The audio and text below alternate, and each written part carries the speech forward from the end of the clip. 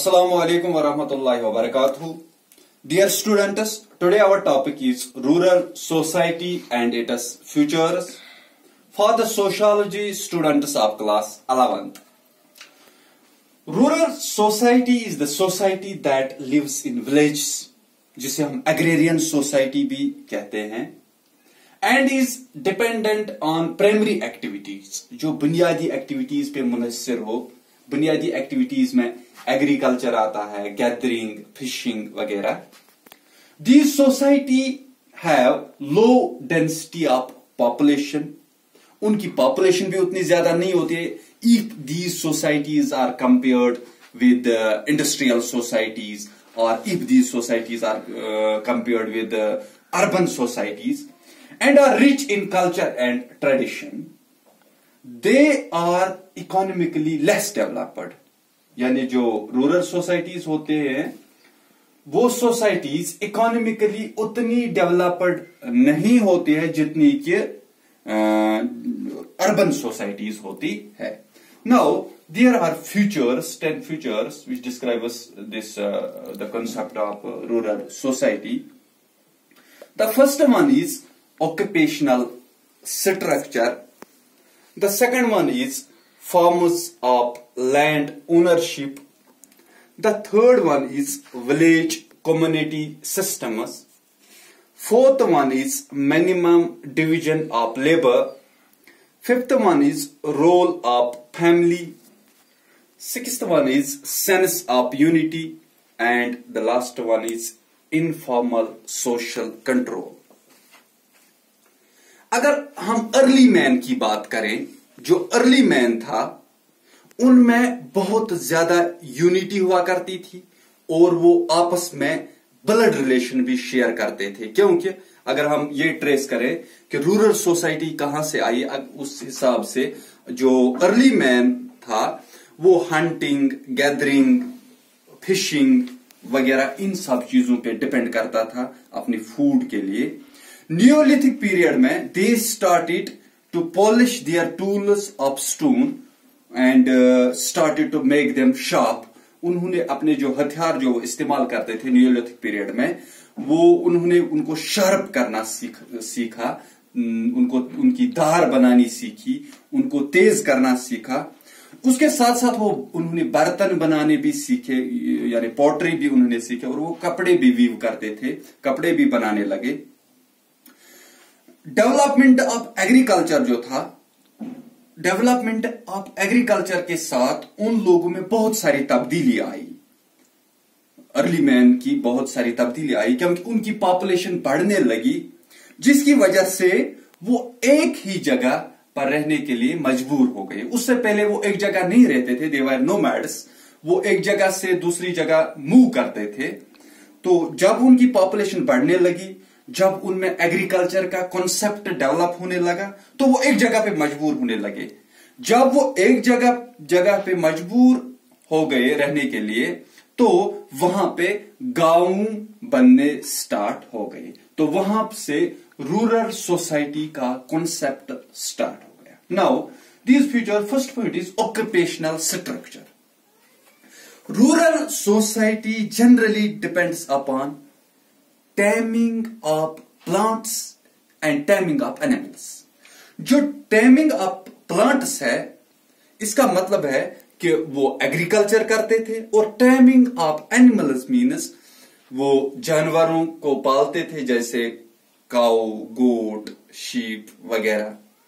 इसके अलावा उस सोसाइटी में बहुत सारे क्राफ्ट्स पर्सनस भी मौजूद थे. यानी एग्रेरियन सोसाइटी में, रूरल सोसाइटी में बहुत सारे क्राफ्ट्स पर्सन्स भी मौजूद थे, जैसे potters, weavers, blacksmiths, shopkeepers etcetera, जो अपना अपना काम सोसाइटी के लिए करते थे.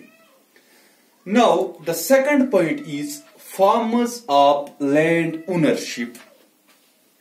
एग्रेरियन सोसाइटी में जो लैंड थी वहां पे लैंड लॉर्ड्स हुआ करते थे, जो अपना लैंड लोगों को रेंट पे देते थे.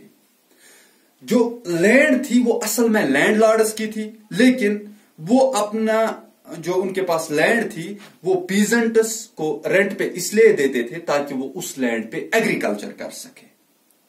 उनको शेयर क्रॉपर्स भी कहा जाता है क्योंकि वो लैंड को कल्टीवेट करते हैं और उसका हिस्सा जो है ओनर के साथ यानी लैंड लॉर्ड या लैंड ओनर के साथ शेयर करते हैं। जो एग्रेरियन सोसाइटी है उसमें आर्टिजन्स भी होते हैं जो अपना अपना काम अपने घरों में बैठ के करते हैं, जैसे कारपेट वीविंग जो आज भी कुछ जगहों पर मौजूद है, शॉल मेकिंग वगैरह जो आप आसपास भी कहीं देख सकते हो। तो ये एग्रेरियन सोसाइटी की एक स्पेशलिटी है।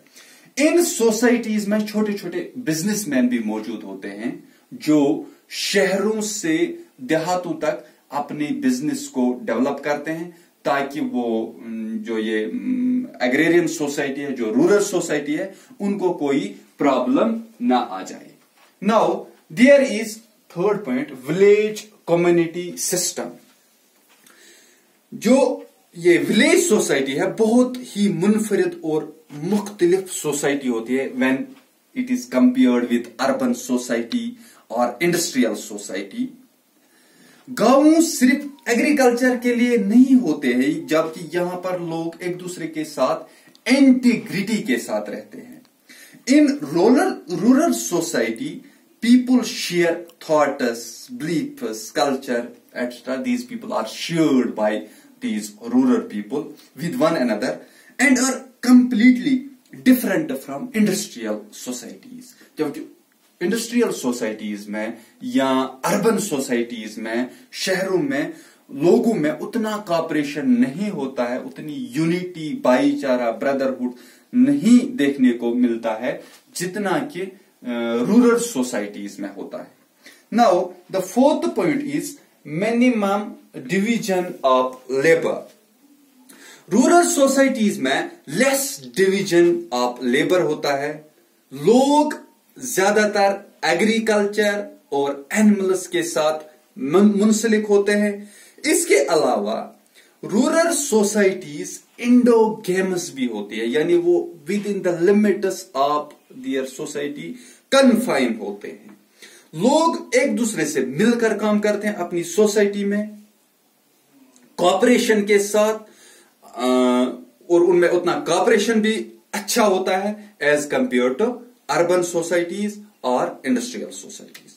Now there is fifth point, that is role of family.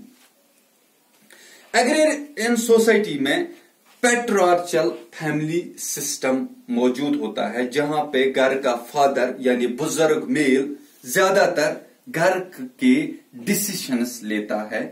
Father acts as a जज इन द फैमिली, क्योंकि रूरल सोसाइटीज में फैमिलीज का बहुत बड़ा रोल होता है, क्योंकि घर के ज्यादातर लोग एक ही काम के साथ मुंसलिक होते हैं, या वो एग्रीकल्चर के साथ मुंसलिक होते हैं या टेमिंग ऑफ एनिमल्स के साथ मुंसलिक होते हैं, और इन सब लोगों को एक साथ रहना पड़ता है, और उस वजह से जो उनके घर का बुजुर्ग यानी मेल मेंबर वो घर के सब चीज देख लेता है। Now there is sixth point, sense of unity. जो रूरल सोसाइटीज होती है उनमें यूनिटी और कॉपरेशन बहुत ज्यादा देखने को मिल रहा है। विद इन द फैमिली भी उनमें कॉपरेशन है, और नेबर आउटसाइड फैमिली यानी उनके नेबरहुड में भी बहुत ज्यादा कॉपरेशन होता है, क्योंकि यहां पर ज्यादातर लोग एक ही काम के साथ मुंसलिक होते हैं, जिसकी वजह से उनके नेबर के साथ उनके ताल्लुकात अच्छे हो जाते हैं, उनमें वननेस आ जाती है, वी फीलिंग उनमें आ जाती है, जिसकी वजह से उनको अपना काम करने में बहुत सी आसानियां पैदा हो जाती है। Another point is informal social control. Rural societies में सब लोग एक दूसरे को जानते हैं, यानी वो एक ही नेबरहुड में रहते हैं, एक दूसरे के साथ उनके ताल्लुकात बहुत अच्छे होते हैं, इसलिए वो एक दूसरे की मदद करते हैं। People in rural societies love to share each others problems. इसके अलावा विलेजेस में यानी रूरल सोसाइटीज में क्राइम्स भी उतनी ज्यादा नहीं होती है जितनी कि इंडस्ट्रियल सोसाइटीज में होते हैं। नाउ ड्यू टू, अगर हम इसका कंक्लूजन देखें, if we elaborate the conclusion of this topic, present scenario में due to globalisation, due to industrialisation and due to increase in GDP and GNP, जो रूरल सोसाइटीज है उनमें भी बहुत सारी डेवलपमेंट आई है। ट्रांसपोर्ट बढ़ गया है, कम्युनिकेशन बढ़ गई है, बिजनेस बढ़ गई है, लोग शहरों की तरफ माइग्रेशन करते हैं ताकि वो अपनी इकोनॉमी डेवलप कर सकें।